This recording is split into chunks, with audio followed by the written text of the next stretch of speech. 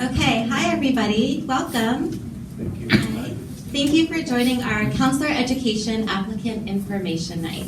We are comprised of 4 specializations: school counseling, career counseling, rehabilitation counseling, and marriage, couple, and family counseling.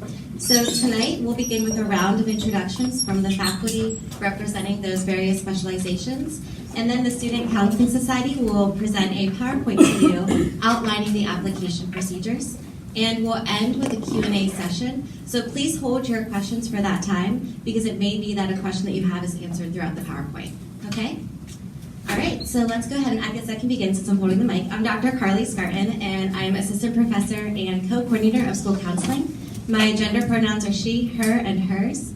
And my research interests include LGBTQ issues in K-12 schools and creativity in counseling.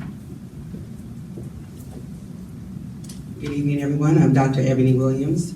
I am assistant professor for the Marriage, Couple, and Family Counseling Program. My pronouns are she, hers, and hers, and my research interests are LGBTQIA2S+, individuals and communities, namely the youth, cultural responsiveness, and social justice. Hello, everyone. I'm Dr. Rachel Marshall.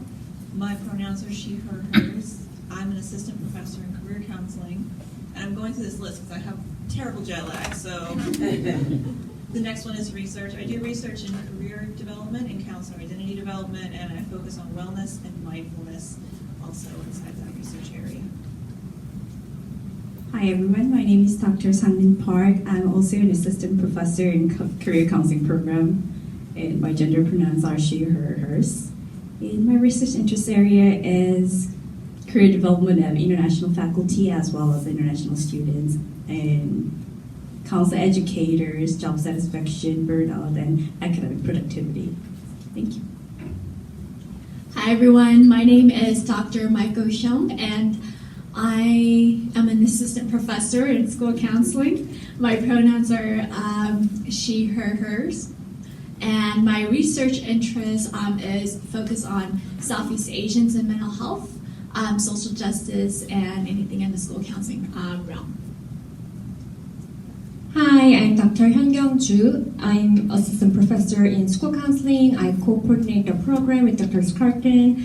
I do research in bullying, especially reporting behaviors in bullying, and then school connectedness. And my pronouns are she, her, hers. Hi, I'm Dr. Michelle Marr. I'm assistant professor in rehabilitation counseling. My pronouns are she, her, hers. And my research interests are substance abuse and addiction, exercise behavior, and multiculturalism. Hello everyone, my name is Dr. Beta Rivas, and I'm an assistant professor in marriage, couples, and family counseling. Pronouns are also she, her, hers. My research interests are addiction, specifically the causes and implications of the opioid crisis. I'm also interested in how drug legislation has led to oppression of certain groups. And creativity and counseling is another area of research interest, and finally bullying and incivility in higher ed. Last but not least. Thanks. Sorry about that. My name is Dr. Jessica Moreno, see? Oh, just kidding. I'm the advisor to the Student Counseling Society and also the coordinator of the Marriage, Couple, Family Counseling Program. Let's see. What was it next? My pronouns, she, hers, hers. Sorry. And then research is preparedness within, training preparedness within counseling. Okay, so marriage and family therapy, trainee preparedness. So once you earn 12 units in your program, you're considered a trainee and you can go out and start seeing people. So I want to evaluate and actually quantify what that, standardize what that looks like. Okay, so how are you prepared to enter the field? And I think that's about it. So now we're going to introduce the Student Counseling Society. Hi guys, my name is Itzel, and I'm a second year school counseling student, and I'm the president of the organization. Hi, I'm Jillian. I'm also a second year cohort 8 career counseling, and I'm the secretary of SCS. Hi guys, my name is Jasmine. I'm school counseling cohort 8, and I'm the social media manager for SES. Hello, my name is Alex Galvin, and I am the Peer Mentor Director. And my specialization is marriage, children, family counseling. Yeah. Hi, my name is Leslie Wise. I am a third-year student, so I am almost done. So I'm here to tell you that it is not as daunting as it might seem to be sitting here. But I'm a school specialization and the vice president of SCS. All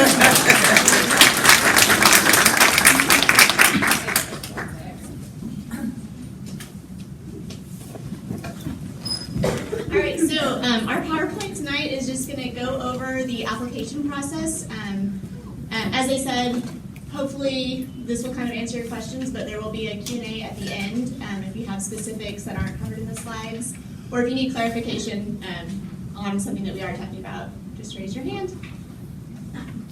All right, so the agenda for tonight was we got through introductions just now, and we are going to talk about the application process, which involves the university application, the program application, the requirements that you'll have to meet before applying, the timeline, and then what happens following admission, and then a Q&A. All right, so you will have two applications. You might have already seen this if you already explored the websites. The university application is needing to be done by December 20th, 2019. And the reason for this timeline is because it needs to be completed 2 weeks prior to the program, which is the College of Education application that you'll be doing.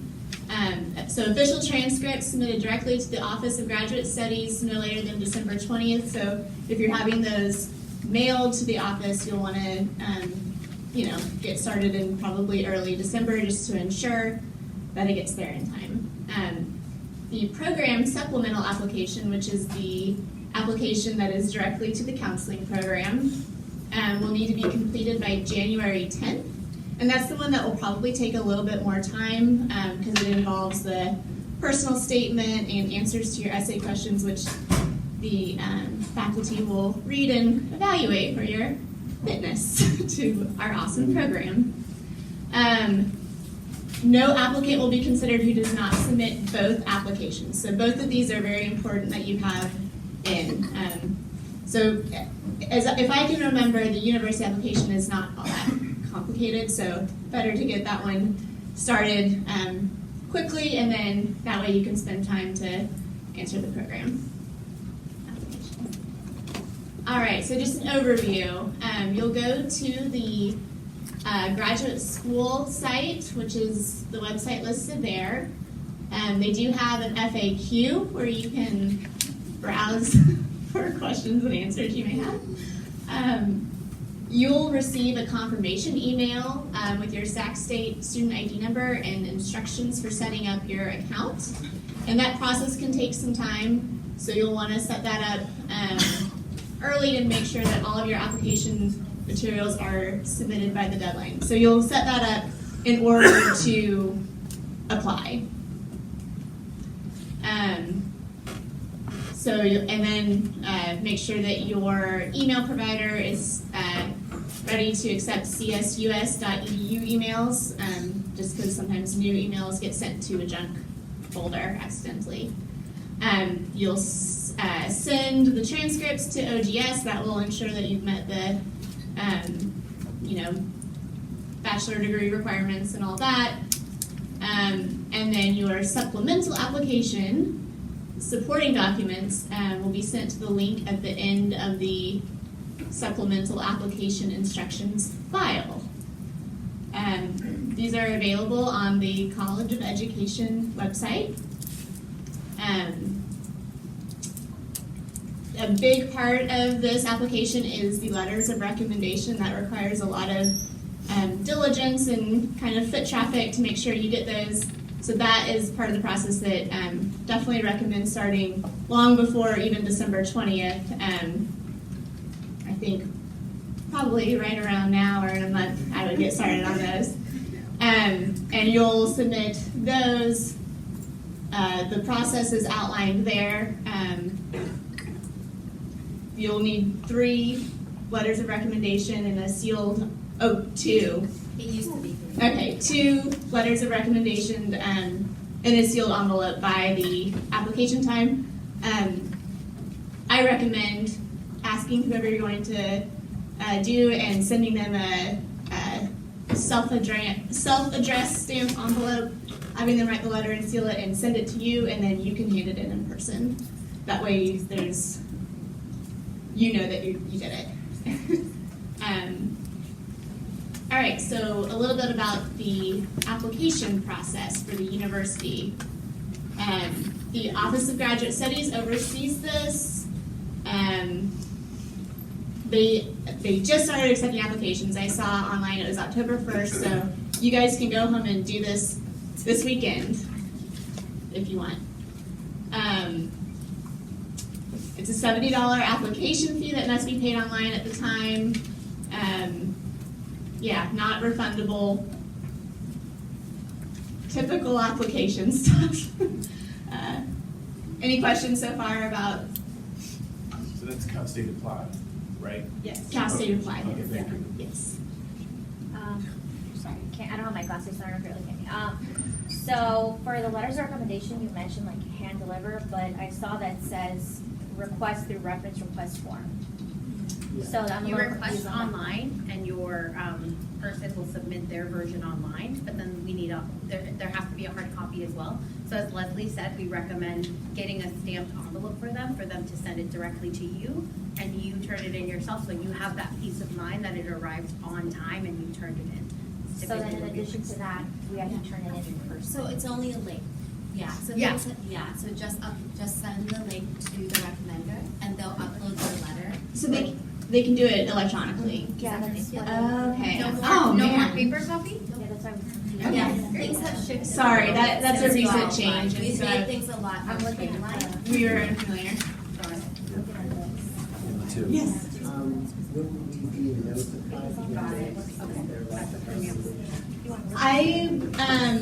I'm not sure if this is the same platform, but for other things that we have submitted, letters of recommendations, you do see a notification.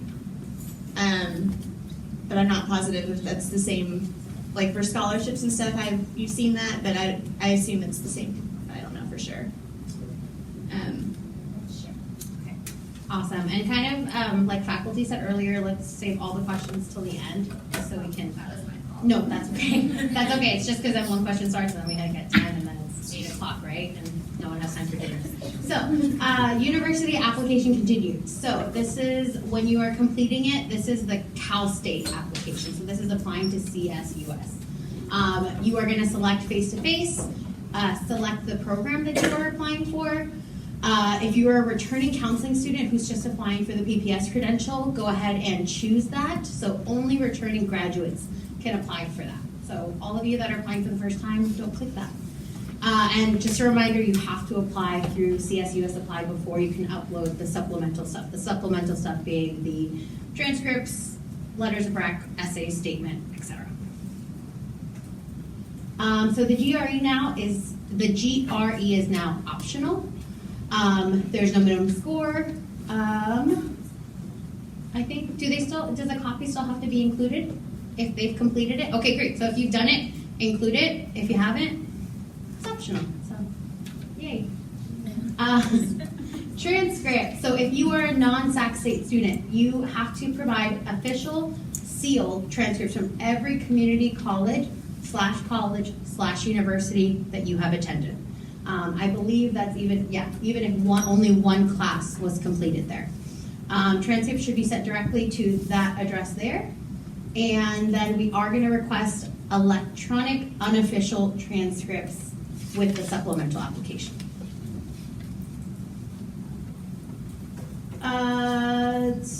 If you are a Sac State student, you do not need to submit applications to the Office of Graduate Studies unless you attended another institution after leaving Sac State. You do still have to upload that electronic unofficial copy though. So no hard copy needed if you graduated with Sac State, but we still need that uploaded electronic version, unofficial. Cool, so the program, now the good stuff. The program application. So we went over, apply through CSU Apply, set up your SAC Link account. Again, that can take 2 weeks. So make sure you're giving yourself time to get all that done. That link right there will send you to the application. You have to upload those supporting documents, and we recommend initiating that recommendation letter process soon. It can also be done online, and again with that deadline of January 10th. Incomplete applications will not be considered. Cool. The checklist for graduate professional studies. So don't begin the application until you have everything, because you will not be able to save while you are completing it. You will also not be able to come back to it and add additional documents at a later time. So what that means is make sure that your essay is done, your personal statement is done, make sure your transcripts are ready to go, make sure you have everything before you even bother starting the process, because you will not be able to go back. So if you started and you're like, oh crap, I forgot a sentence or something, then, that would suck. So just make sure you have everything ready to go before you start applying.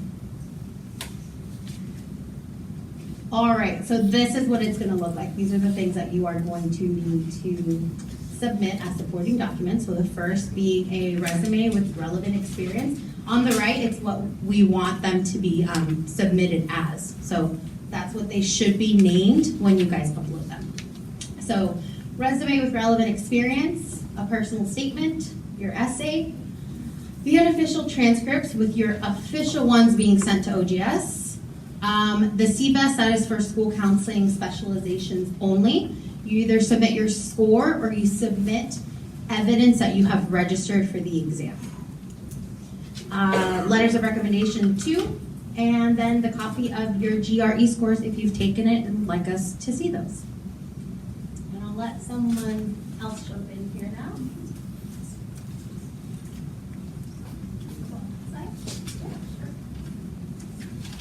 Okay, so next, along with this goes for the supplemental application. So you, for your resume, go ahead and put all the experience you have, whether it's like paid or volunteer experience. The experience is going to be evaluated on frequency, currency, and the relevance to the field of counseling. It should be with diverse populations and clearly relevant to counseling. So again, like relevant to the field you are applying for. Some examples are teaching, coaching, any type of after-school programs you have done, Peace Corps camp, summer camps, anything related to counseling, child or youth rec programs, even like child care centers or any program coordination, ABA therapy, any possible experiences that you think that, this is relevant to the field I'm applying for. Jot them down on your resume and submit them. Also included would be a personal statement, no more than 2 pages still, typed, double-spaced. It addresses the experiences and the factors that led you to apply for the program, and what characteristics that you believe you possess for you to excel and succeed in this program. And your professional interests. Just let us know a little bit about you. Along with the personal statement is also going to be an essay. They're going to come in written, you're going to submit written responses, and they should be about 1 page, double-spaced. So the essay prompt is going to be, please describe your experience in working with, serving, or socially engaging with diverse persons or populations, and summarize your assessment of the quality, quantity, and nature of these experiences. Summarize your strengths, your challenges, and the strengths and challenges of diverse others in forging a relationship with you. I would say for the personal statement, just be as honest and genuine as possible, because this is you're applying for a future career as a counselor. And I remember for mine personally, I was super genuine in my personal statement. And it's just counseling is something I want to do, and I made it show in my statement process.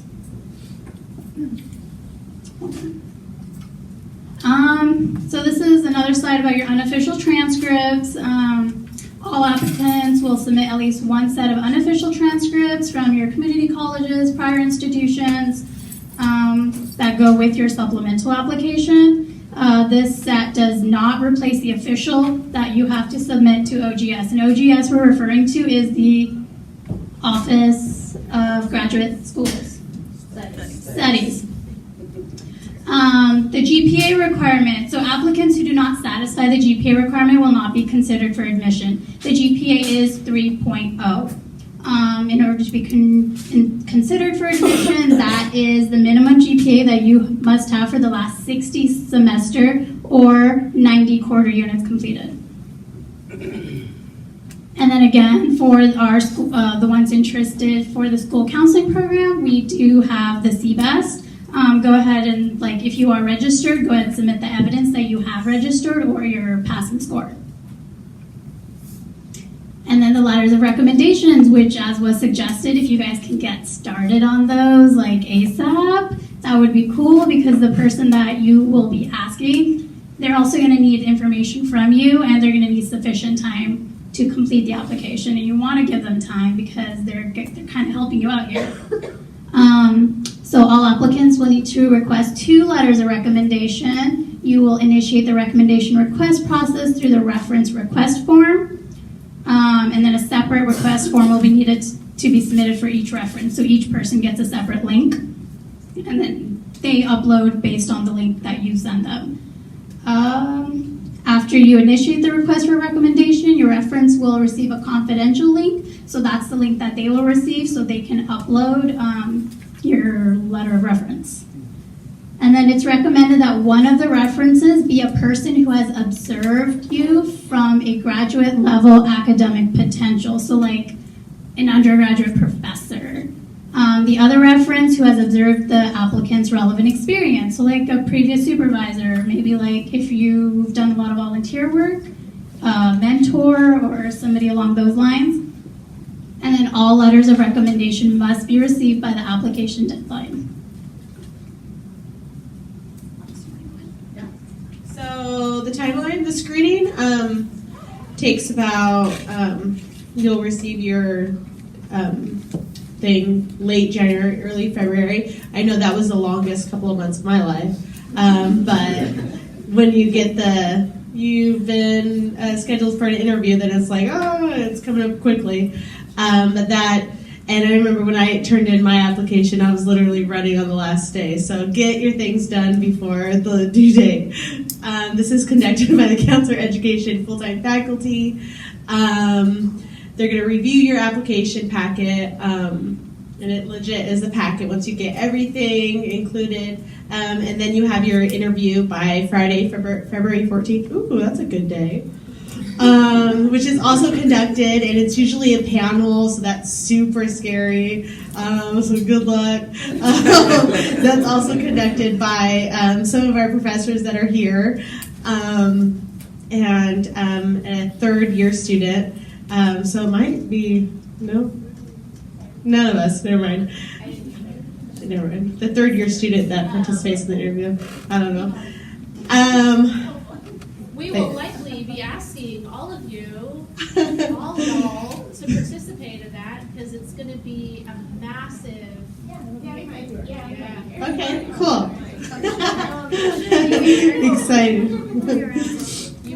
So yeah, just be patient. Just make sure you start your packet now. I know the unofficial transcripts, they take a while, especially if you have a previous history of a lot of junior colleges.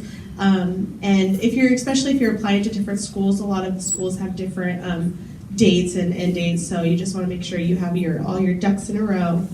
And your writing sample, make sure you don't want to rush that. Notification. So then you have your interview, and then you're like, oh my gosh, you sweated through the whole interview, didn't make sense. Then you go home and you stress and you wait for the notification. So you'll receive an email from OGS stating whether you were accepted or denied. Oh no, it takes a couple of weeks.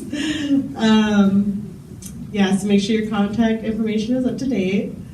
So once you're accepted into the program for fall of 2020, How exciting. Will you be excited to, mandatory orientation, which is super important. You get loads of information. I know our orientation that we just hosted, we gave out cupcakes, so hopefully yours will have that. Students will follow the cohort 10 sequence. You can be full-time, part-time, I don't really know that, but you have to follow the sequence, and which is good because then you go through with your little cohort and all your buddies, and you're in the same classes with all your friends, and you guys become a little family, which is nice. So this will be emailed to all of you guys once you're accepted after orientation. Registration for new students generally occurs in June. Student Counseling Society, that's us. So that was we just took that picture. So our purpose is to just really promote professionalism. That's my phone. Leadership and excellence and inclusiveness. I know the Peer Mentor Program really just wants to help get everyone involved and in contact with everyone. Because the more connections you have, the better you are at networking. And we're just here to support you guys. Some of the events we host are a welcome mixer, another one. I think that was that. That was that, which was so much fun. We had pizza and round table, and yeah, it was great. Games. Yeah, they serve beer too, which is great.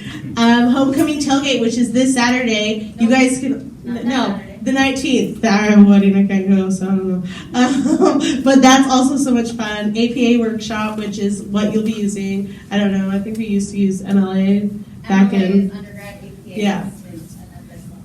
Yeah, but so you have to use APA, LPCC Infinite, which is super important. A bunch of training workshops, which just help you promote and be more successful, because that's the goal. Just be as successful as you can. So yeah, we'd love to hear from you. This is a great slide. You did this? Okay. Okay. So if you guys have any questions after this, if Alex giggled too much through the slides and you didn't get it, feel free to contact us. So you can follow us on Instagram, you can like us on Facebook. Then if you have any questions, feel free to contact us via Gmail. We're here for you guys, even if you are not in the program right now. We are always available for questions, comments, concerns, feedback. We are open to it all. So, yeah. Next slide. Yeah, did we cover everything?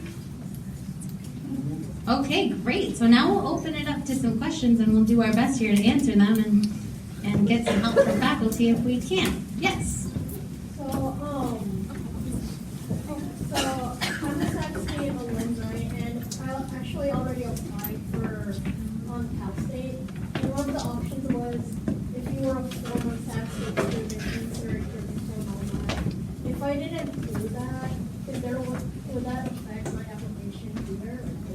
Could you repeat the question? You said that. Yeah. Sorry. So you said that you already initiated the application process for Sac State. Yeah. So since it opened up this Tuesday, I already applied for that. And one of the options was if you were a former Sac State student, insert your info here.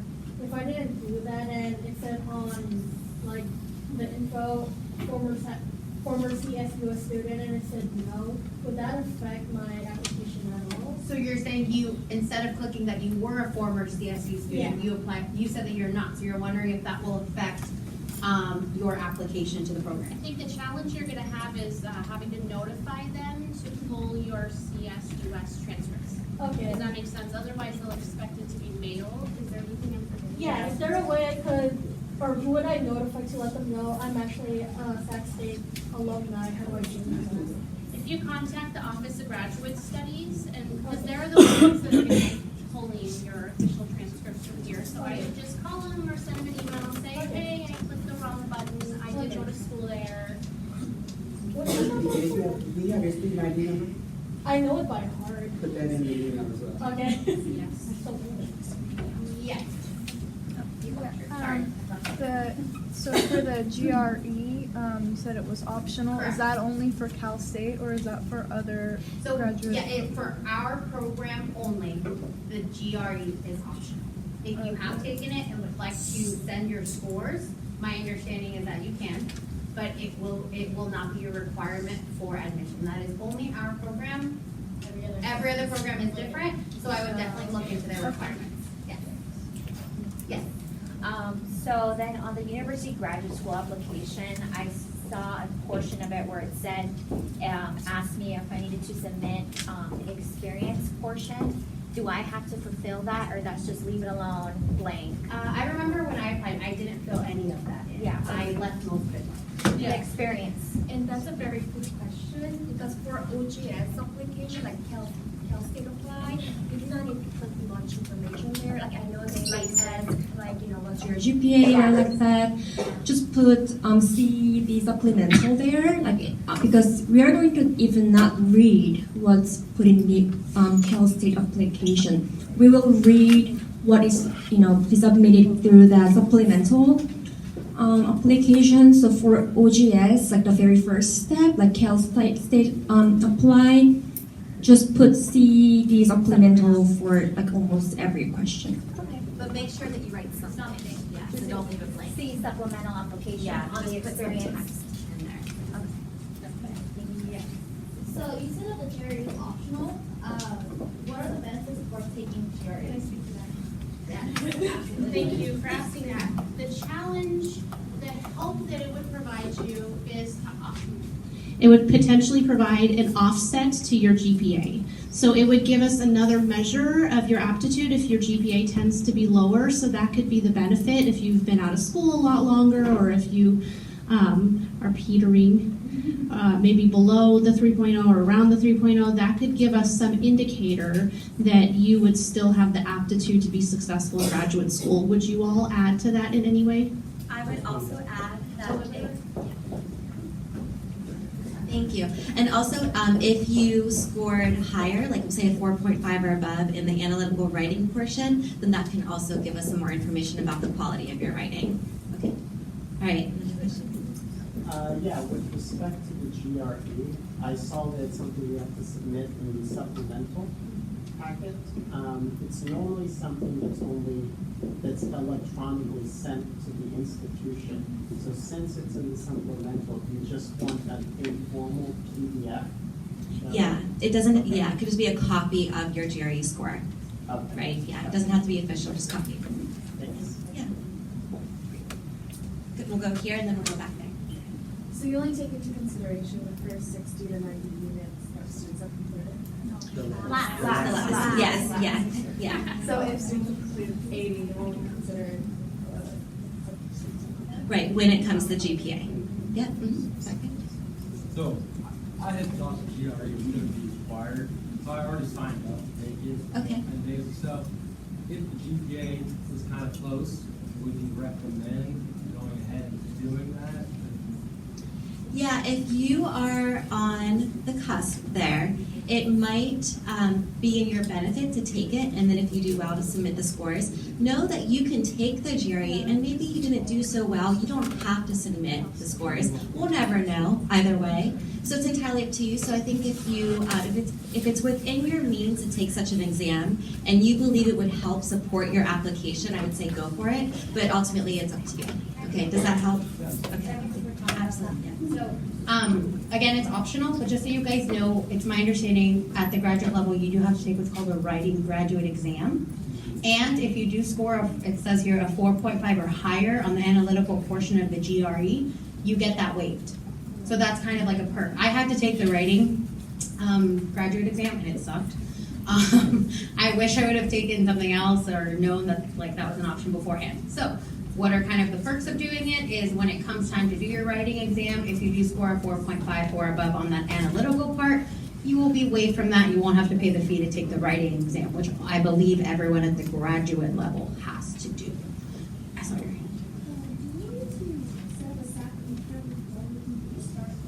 Yes, absolutely, and it can take about 2 weeks to process.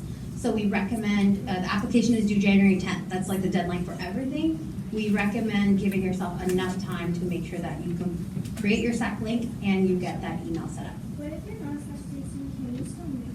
Absolutely. Yeah, and like they mentioned before, you can put C supplemental application in any of the things that you need. Yes. It shouldn't take long. But it didn't really work.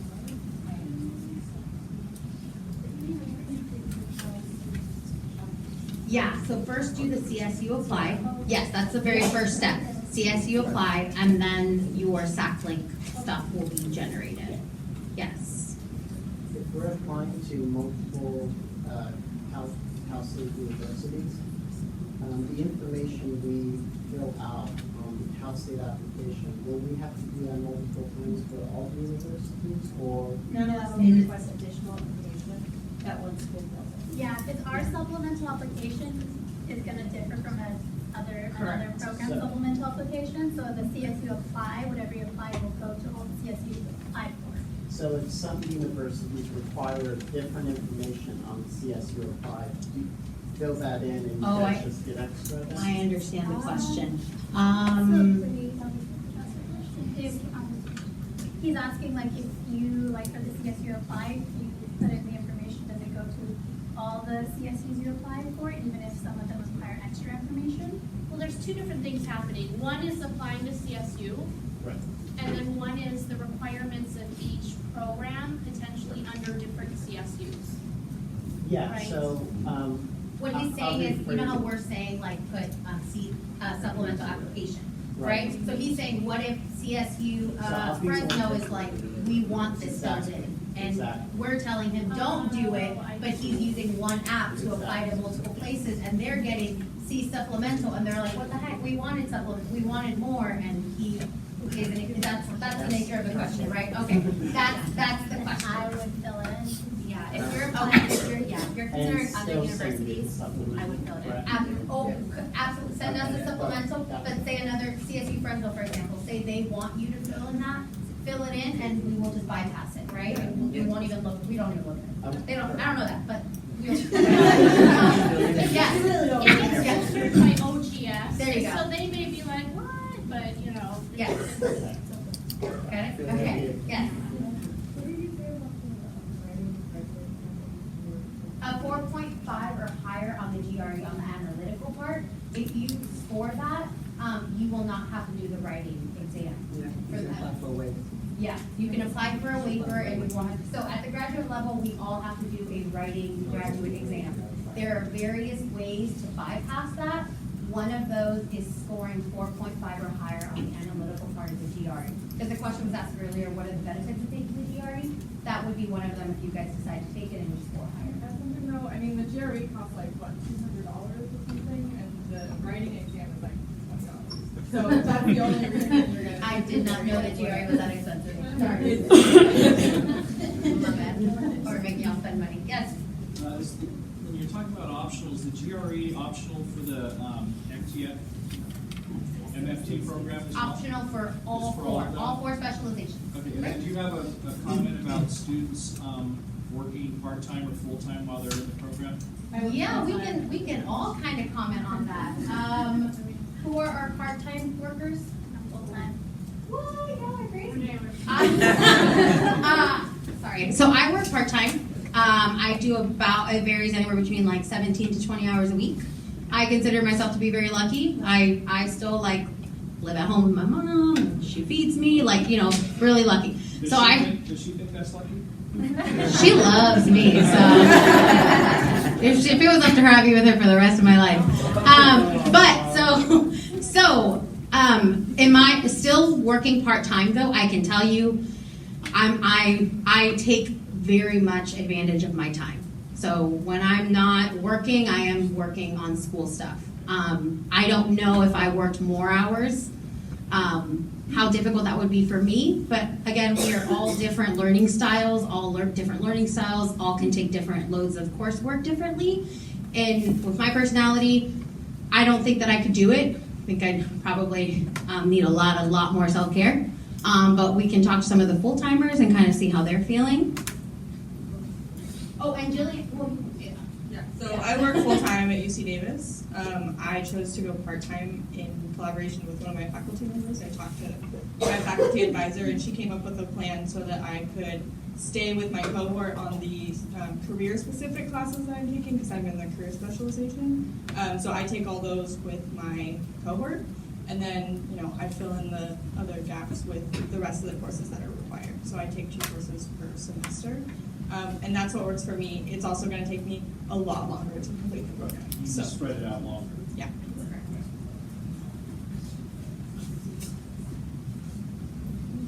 Hi.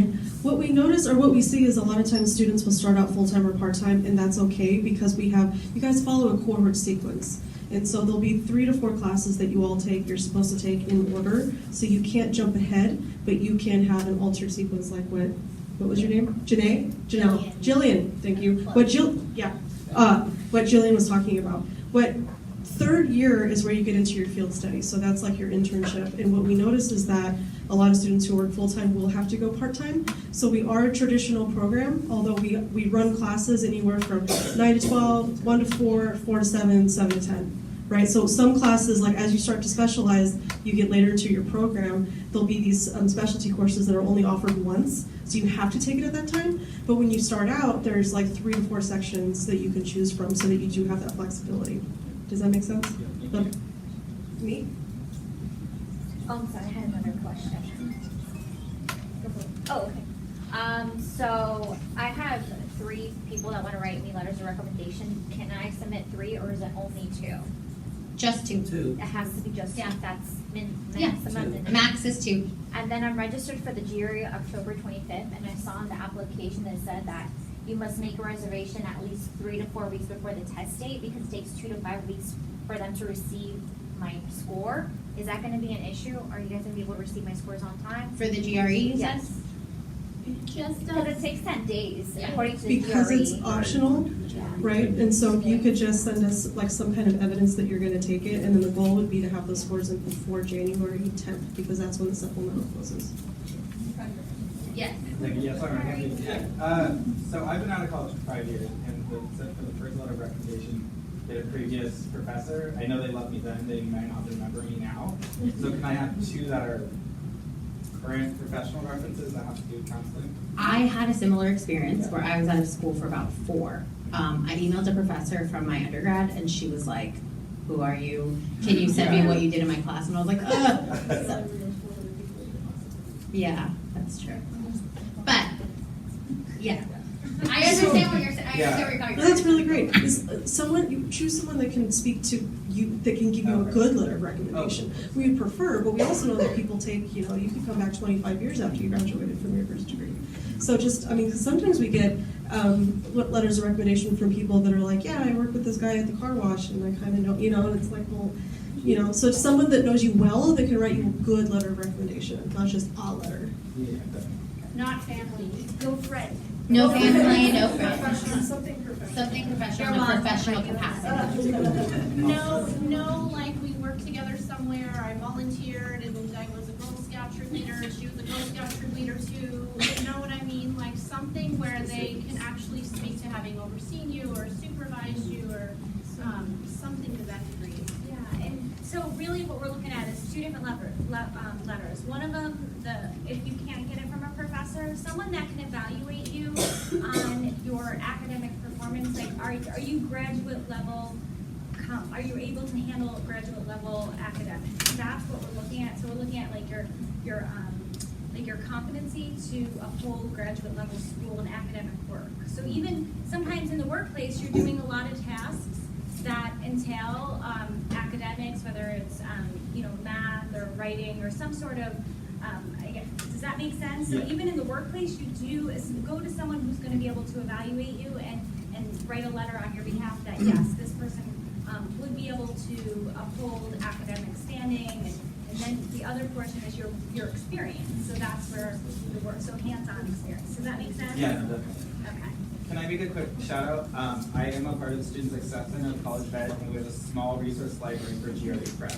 Oh, nice. So you can check out books, flashcards, because we had a little panic, so that's how we can help out. So there are probably 8 sets of books, so I'm in Eureka 437, if you want to check it out. Yeah. Thank you.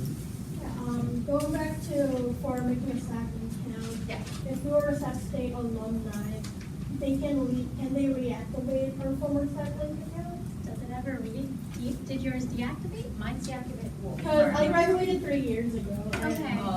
You can go ahead and try and see if you can log back in. Yeah. Even if I don't know really my info or forgotten. You can.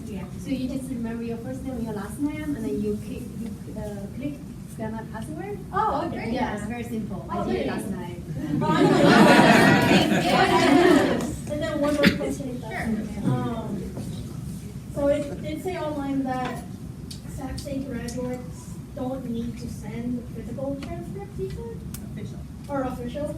And so would I still need to submit the unofficial electronic? Absolutely. Yes. Email or it's part of your it's part of your supplemental application. Okay. So you would just once you log back into your account, go to your Canvas now or Student Center. Student Center. Go to your Sac State Student Center, and there you're able to request an unofficial transcript and save that, and that's what you'll be uploading. Okay, and if I actually have my transcripts on my laptop from when I downloaded it before, I can use that too? I would say as long as it includes the entirety of your career at Sac State, then yes. Okay, thank you. I have a question. What's the format of this program? Like in general, if you're a full-time student, like how many classes would you take a semester? If you're a part-time student, how many classes would you take?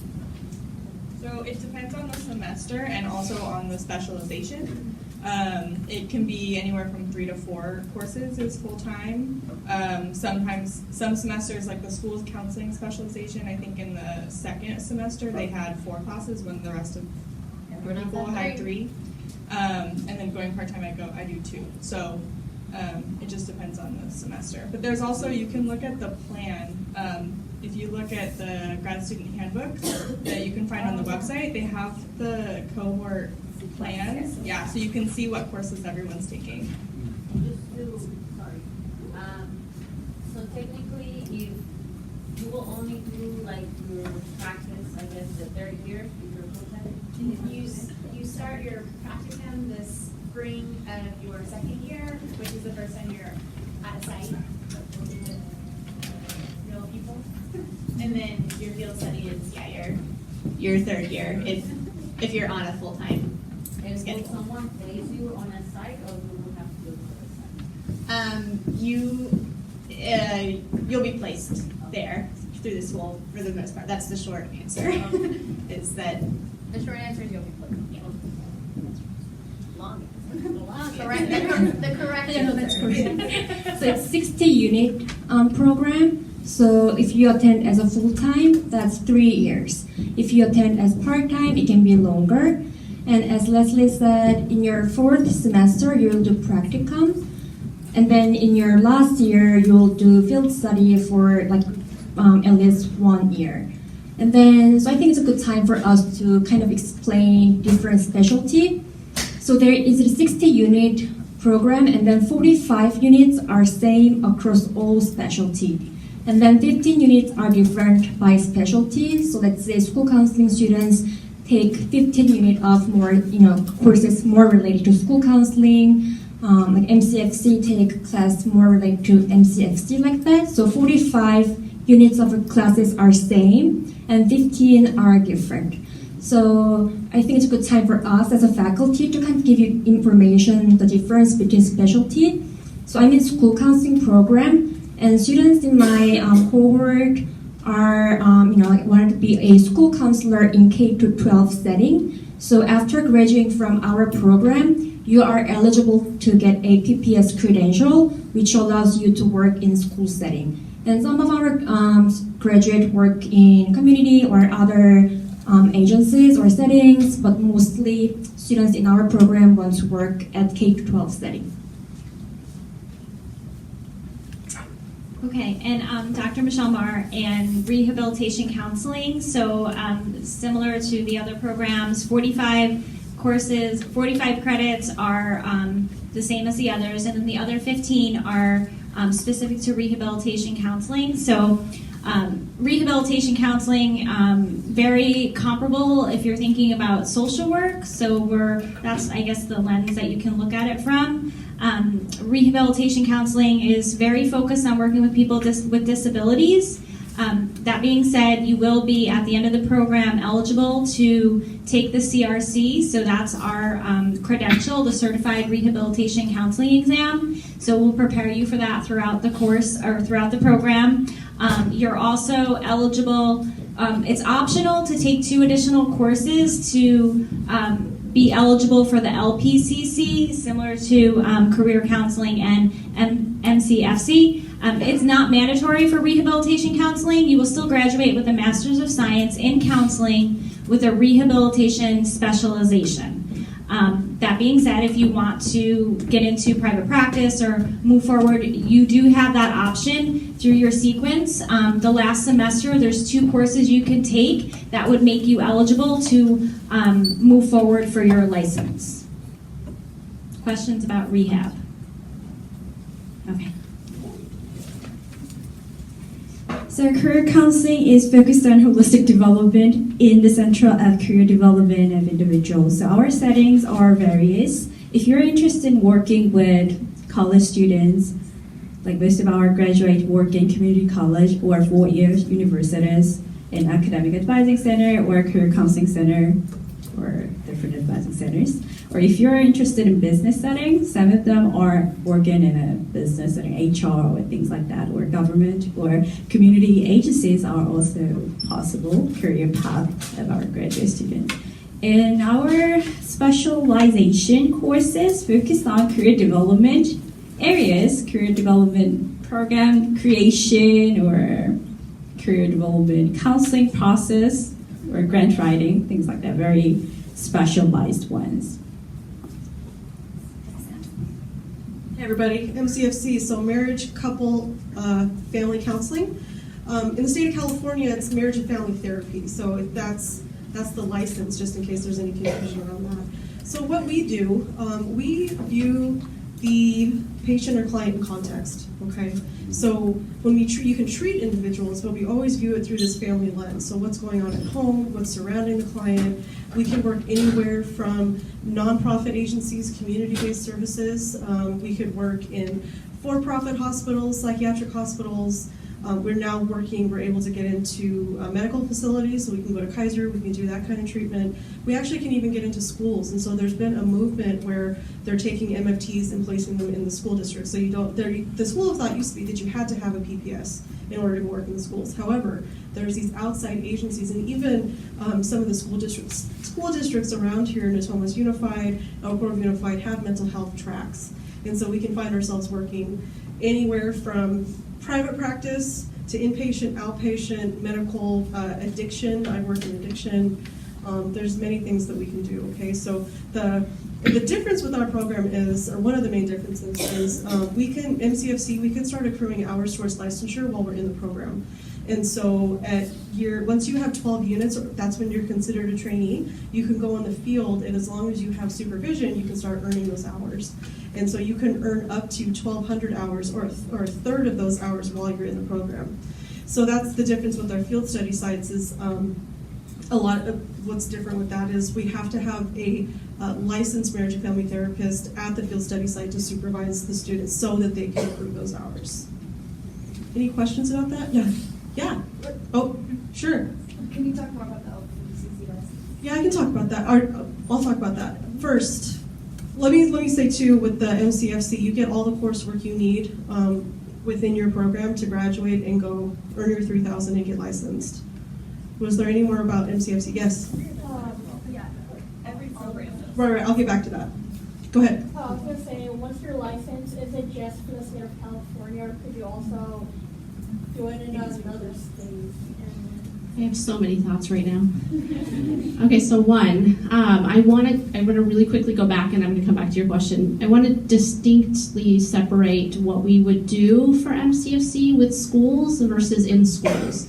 So in schools, you do have to have your school counseling PPS credential. What we do with MFTs is we work on the psychotherapy component with families that need above and beyond, because that's above and beyond what you are capable of doing in the school. So I just want to separate that for those of you like, I want to be in schools, that are considering schools. Now going back to that question of transferring states, this is really a complicated question. So long story short, you'll be graduating from an accredited program, and when you graduate from an accredited program, that makes it easier to move states. So if you are potentially going to move states, I would recommend you check out programs that are CACREP or COAMFT. That will allow you to meet the requirements moving state to state, because there are many programs in this state that allow or have training that's BBS, BBS aligned, which is the Board of Behavioral Sciences in California. But that doesn't mean it meets the requirements for other states. Most states follow accrediting bodies, so that would make it easier. We're in process of CACREP, which would make that process easier for you, because in a lot of boards you just check off I graduated from a CACREP or a COAMF school, and it makes the process easier, if that makes sense. Did you want to clarify anything in that same vein, or do you want to go into LPCC? Any more questions about NCFC licensure or something? Sure.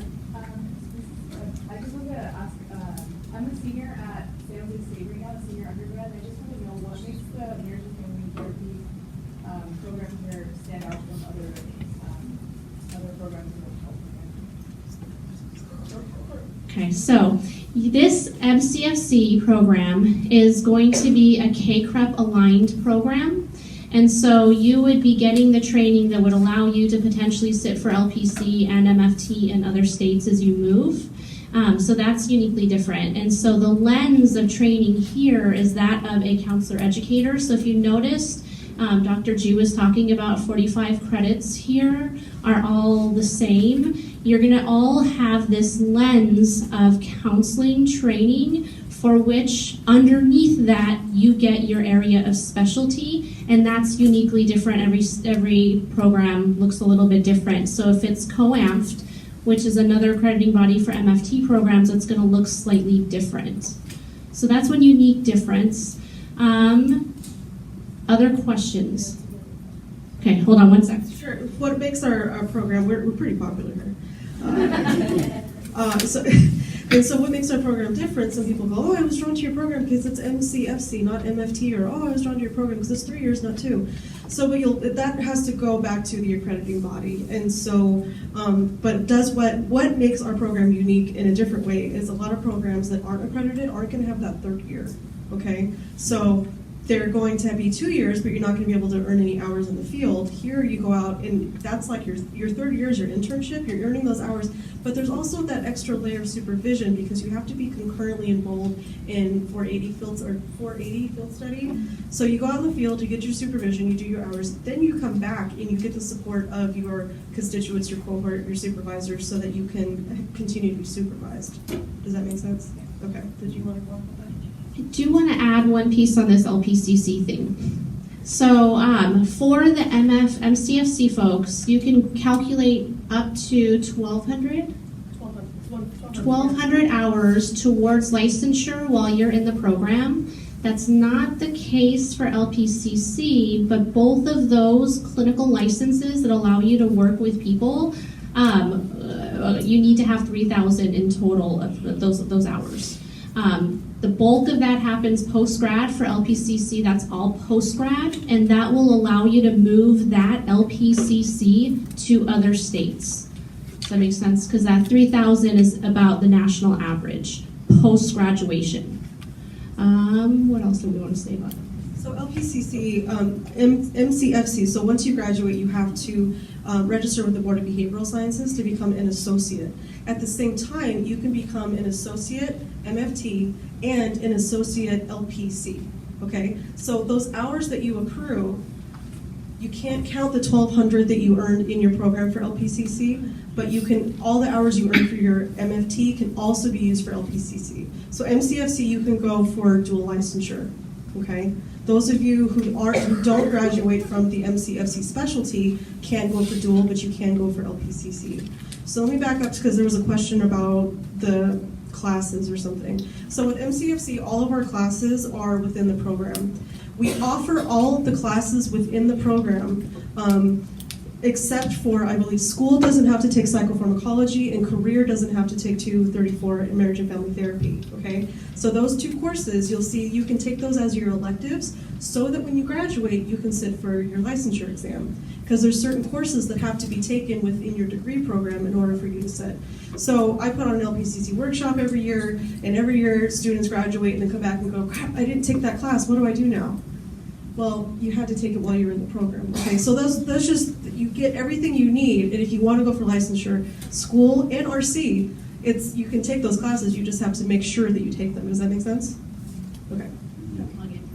Okay, so I just want to do one plug for the LPCC because I came to this state. I hold 3 licenses in Colorado: licensed addiction counselor, licensed professional counselor, licensed marriage and family therapist. So, from a KCREP program, our program is aligned that every one of you would be prepared for your LPCC license, which is a clinical license. So, in career, in rehab, in school, you can sit for both of those. The classes, like Dr. Marino was saying, was the biggie. You have to make sure you're getting those few classes you would need. But I want to put that plug in because this is one state where LPCC is newer.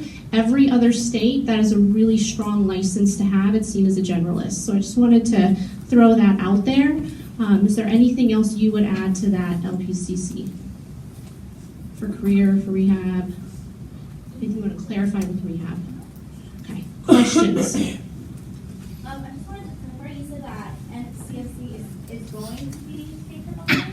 So we are in the process right now where our rehab program is KCREP, and we have submitted our self-study, so we anticipate a site visit this spring, and we'll hopefully hear back positively after that to have our KCREP approval by next fall. And KCREP is one of those things that goes retroactive 18 months. So you guys would be just fine should you be admitted into the program. Even those of you graduating up to 18 months, you have that wiggle room. It gives us that wiggle room. But accreditation is not as important in California at this time, but if you're moving states, that's going to be very important. Another plug on that, we're still KCREP aligned. So we still meet all the standards. Right, there's just on the content standards, right? So like when you get your syllabus, you'll see, and you guys can speak to this. You still get everything that you need. It was just some things that we had to take care of moving forward. Yes. So is the MFT program, is that considered a Master of Arts or a Master of Science? Master of Science. It's all a Master of Science in counseling. And then you specialize in MCFC. So to back up with licensure, you have to graduate from, you have to have that specialization in order to be licensed as an MFT. So school, career, rehab, because that will be Master of Science in whatever the specialization is, they can't be licensed LMFT, just LPCC. Unfortunately, that goes for school too. So any one of you in any of those specialty areas, it needs to be in your transcript to do that kind of work. So let's say you do the career, and then you decide you want to do the school counseling. You have to do the whole program again, or is there any way to get the additional license? Yeah, you would have, so if you are admitted as a career counseling student and then you decide you wanted to be a school counseling student, you have to reapply for the school counseling program specifically. But let's say you finish the career, and then you will have to do, I don't know, the whole program for school counseling?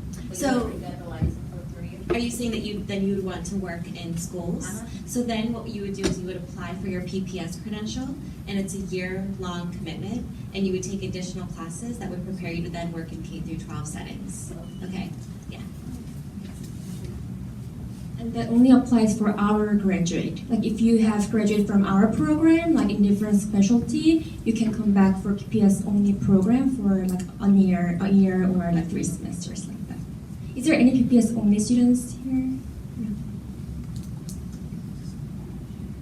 School is a really tricky one. It's their parameters for MFT in school are very strict. So if you're thinking that may be an area, you have to do that alignment with the right classes and the right internship in those 2 areas. Is that fair to say? I just wanted to mention, I know no one asked this question, but just in case that you're thinking it and didn't want to ask it, when you click on what program, you only can pick one program. So that has come up before. So when you have to choose out of the four, if there is a situation where you don't know if you want to do career or school or rehab, you still only can pick one program. So just putting it out there. And then for career counseling, some of our practicum sites are actually schools. So if you think that schools might be an interest for you, that's a practicum placement as well.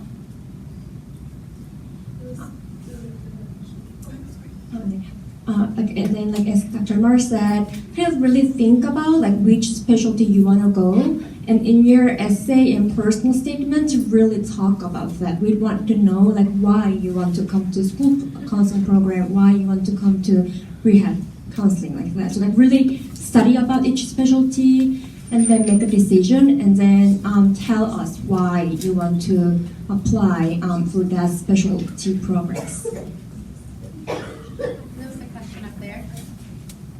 I do have one, but it wasn't me. Yeah, it was in front of you, but yeah. Is there a way to get the presentation today? Have all your information? Is there a way to get the presentation? Yeah. Oh, it's being recorded, so it'll be, so it's available on the website, right? And the PowerPoint will be uploaded as well. Yeah, I'm sorry. Can you repeat again the path to the MS degree after you've completed? In order to go into private counseling, then you have to do 2,000 hours separate? So if you're going for a licensure path, then yeah, you would have to acquire the hours that you would need post-graduation, so it's 3,000 for both. For MFT, you can acquire up to 1,200 of them before you graduate. So it's kind of a tricky thing to explain because you'll need 700 hours in total in the program. But then most boards want you to have an experience post-graduation under supervision before you get licensed. The exception to that is school counseling, where you graduate, those hours get you graduated under the Department of Ed. Where are you at, Carly? So with school counseling, you graduate and you're immediately licensed through the Department of Ed in terms of needing extra hours credentialed. Yeah. So when you graduate with your Master's of Counseling specialty in school counseling, the PPS credential is embedded in the school counseling program, so you'll be credentialed to work in K-12 schools. Yeah. Because they fall under the Department of Ed. And for clinical programs that are working in the field, like LPCC and MFT, it's licensed under, in California, the Board of Behavioral Sciences. Every state has one. Like in Colorado, it's DORA, and Utah, it's DOPL, in Michigan, it's LARA. Like it's all got some acronyms. But here, our acronym is BBS. Can you explain the difference between MA and MS then? Here, Master of Science, that's just what our program is here. So some other ones would say it's MA and a Master of Arts. It's really what the college decides to call it. Yeah, because I'm noticing it's different. It is different, and so here we're Master of Science because we're scientifically based. What did I want to say? So you guys, everyone, just a shout out, plug, whatever, become very familiar with the Board of Behavioral Sciences website. It's bbs.ca.gov. That should be like your best friend. Sir? So what sort of work environments would you be in to accumulate the hours needed? So I can speak to, many, right? But here in our field study sites, we have a lot of placements within schools. We have Dignity Health, we have community health based. What else do we have? We have the CCDS, the Center for Counseling and Diagnostic Services, that's housed within the College of Ed. So we were able, So while you're in the program, we have different sites that you can go out to, and then once you graduate, that's a whole different story. Does that answer your question? Yes. Okay. Sure. With respect to the field sites, if we already have an established relationship with What specialization are you applying to? The MFT. Okay. So we're always open, so this is for everybody, right? So we have MOUs, memorandums of understanding with different places, okay? So what that means is that it's like a contract with different places and we're always open to building our partnerships in the community. And so if you're at a place that's established and they have a clinical supervisor that's able to supervise you, I encourage you to start once you get into the program, right? Start communication between like the coordinator, other professors within the MC program, because we would like to continue to build those partnerships. So I can't say yes to it because it has to meet certain criteria, but we're always open to other sites. Yes. Yeah, go for it. Me? Yeah, you. So if you said you're always looking, does that go towards school or career counseling as well? School. Like for example, if I work for Woodland Community College, it's out of Sacramento County, it's in Yolo County. Can that school also be part of like an MOU or something? There could be some sites that have MOU with us, so like, it's very different by the job that you are doing. But for the school, like you need to earn your hours in K-12 setting, and there are some little hours that you can count in community college, but like up to 200 hours at this point out of 600 hours.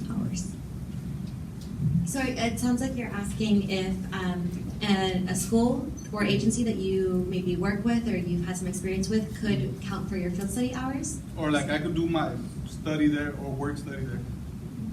So we have a list of designated sites that we have vetted to make sure that they've met the qualifications and that you're getting high quality supervision from the site supervisors.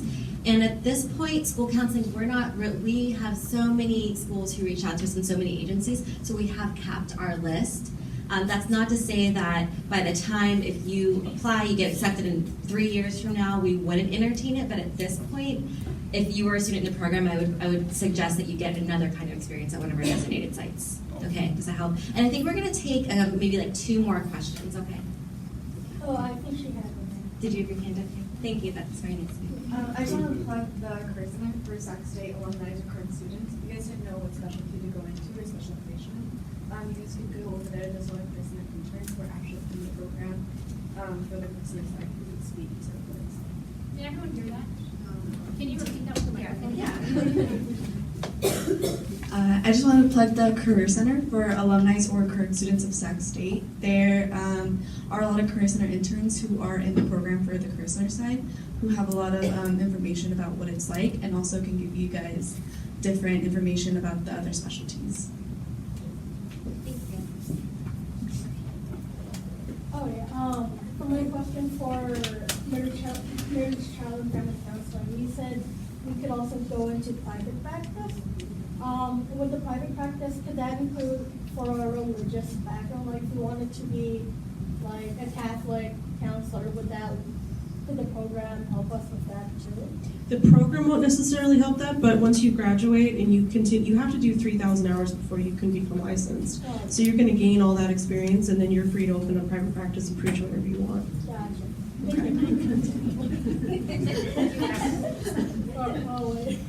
Yeah, sure. Yeah, I didn't realize we were coming to an end, so I was hoping I could ask 2 questions, and if I could ask you to speak about scholarship opportunities, number 1. And number 2, what are the prospects for those who graduate from the career counseling program? What are the prospects for employment pretty soon after in ideally a community college setting, but also a university setting? I can speak on the first one, for scholarships.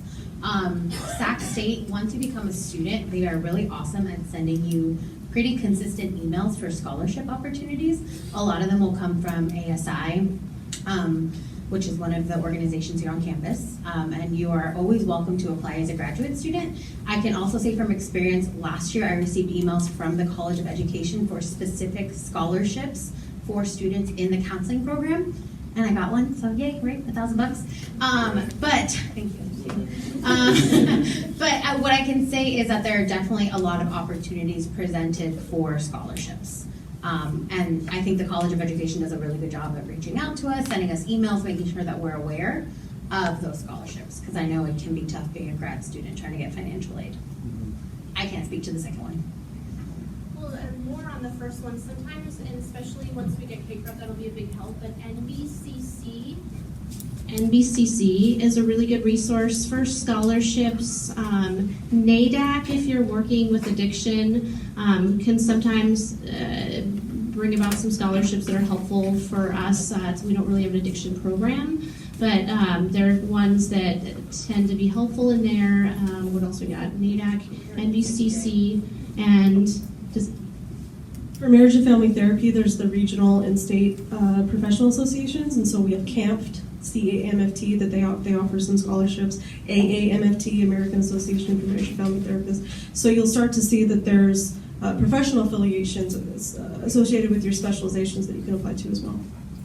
So for career, that would be NCDA, and NACE, the National Association for College and Employment as well.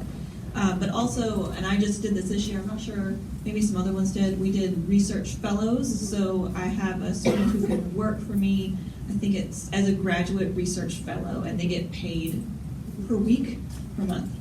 I forget, I just got the email, so it's new. So it starts around, I think the end of October is when we'd actually begin, but it lasts for 2 semesters. So there's also research fellowships available too.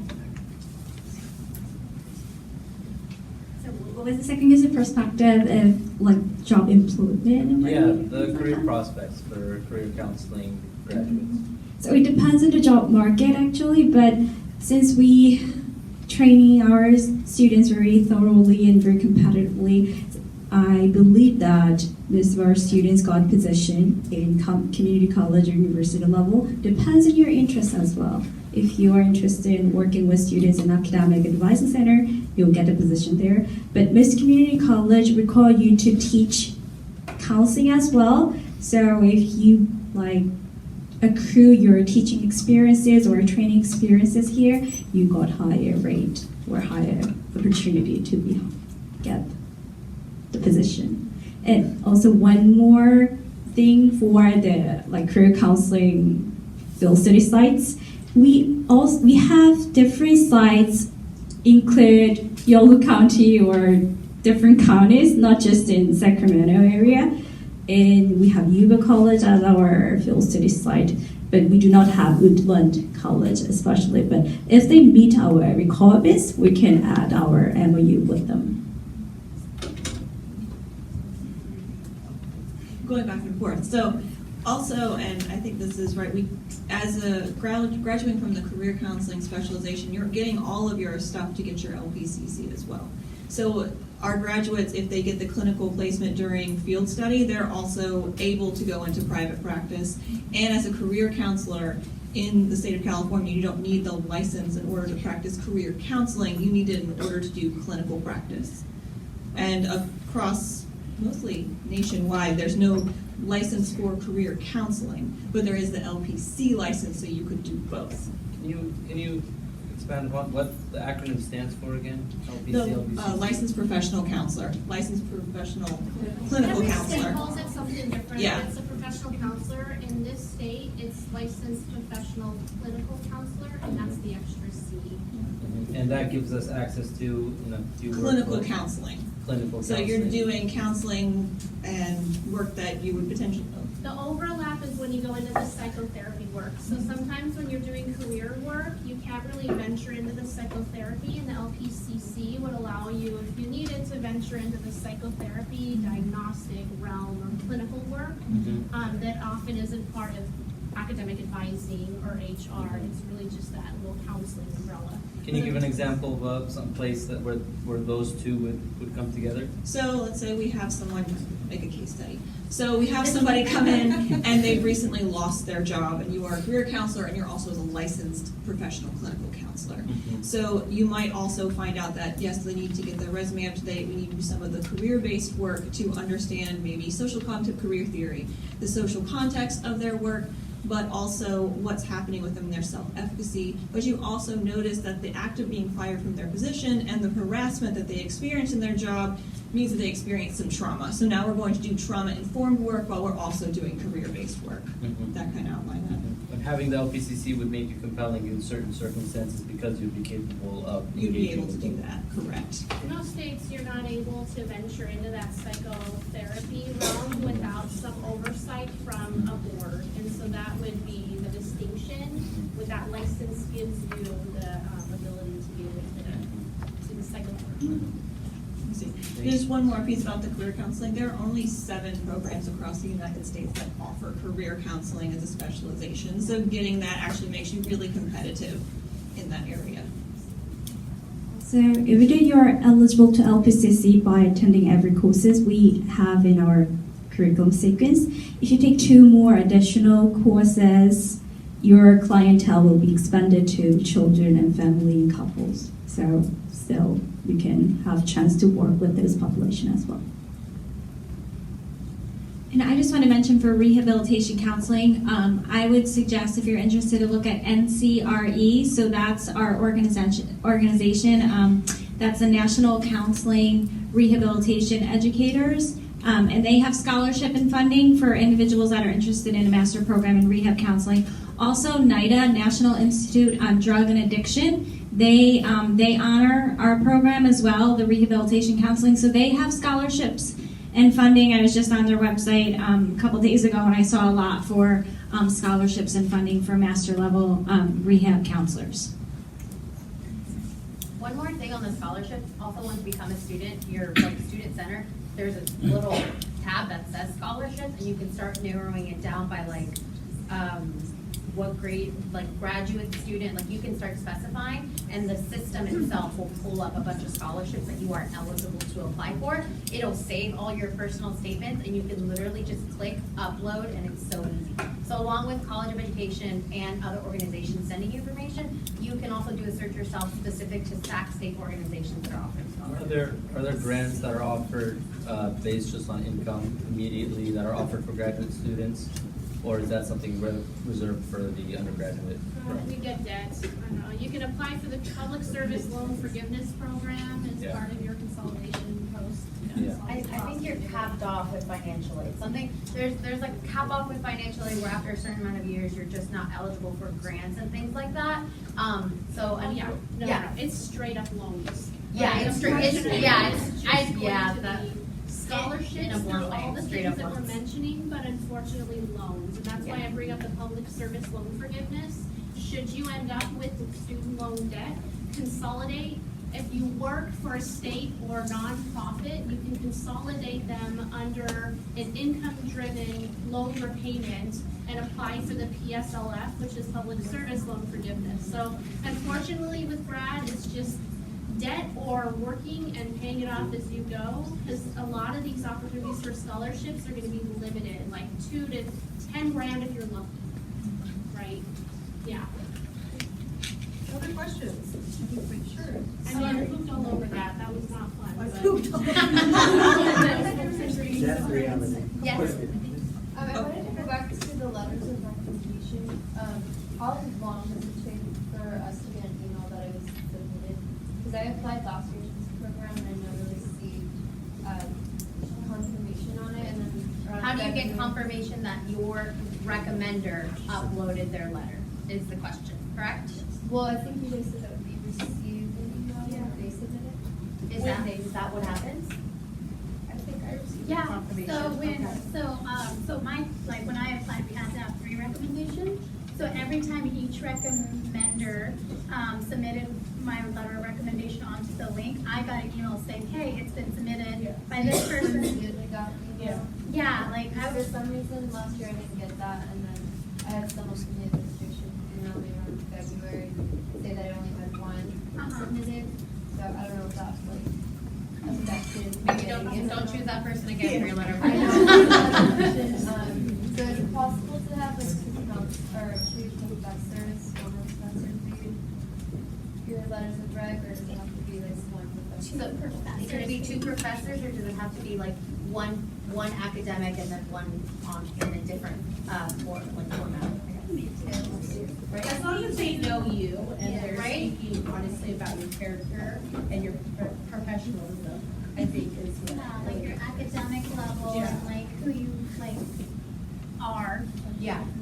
The key is that their recommendation letter should show that you would be an incredible candidate for this program and that you would be good for graduate level work, which is why they recommend a professor or somebody that knows you in an academic sense because of the course load that you'll get at the graduate level. But ultimately, it would be great if they just telling what an asset you would be to this program. I hope that helps. Yeah, so in an ideal world, that would be perfect. One academic professor, one professional experience, but we also understand that everybody, it's pretty individualized. You may not be in school for X amount of years, and we take that into consideration.